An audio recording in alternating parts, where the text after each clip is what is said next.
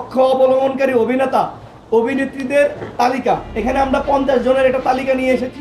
জুলাই আন্দোলনে গণহত্যার সমর্থন ও উস্কানি দেওয়ার অভিযোগে ছবি অঙ্গনে প্রায় 50 জন অভিনেতা অভিনেত্রীকে বয়কট ও বিচারের দাবি জানিয়েছেন নাগরিক সংগঠনের কেন্দ্রীয় সদস্য সচিব আলম আয়াজ। জুলাই মাসে বাংলাদেশ চলচ্চিত্র শিল্পী সমিতিতে আনুষ্ঠানিকভাবে একটি স্মারকলিপি প্রদান করেন তারা।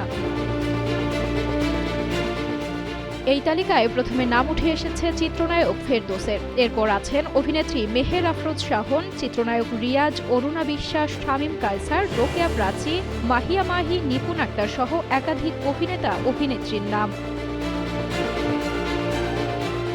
স্মারকলিপিতে বলা হয়েছে, জুলাই আন্দোলনে সাধারণ মানুষের উপর হওয়া অন্যায় নির্যাতনে যারা সমর্থন করেছেন তারা জনগণের শিল্পী হিসেবে গ্রহণযোগ্যতা হারিয়েছেন। পাশাপাশি অভিযুক্ত শিল্পীদের ভূমিকা যাচাই করে প্রয়োজনীয় ব্যবস্থা নেওয়ার দাবিও জানানো হয়েছে। একমাত্র স্মার্ট সিটি বসুন্ধরা, আধুনিকতায় এক ধাপ এগিয়ে।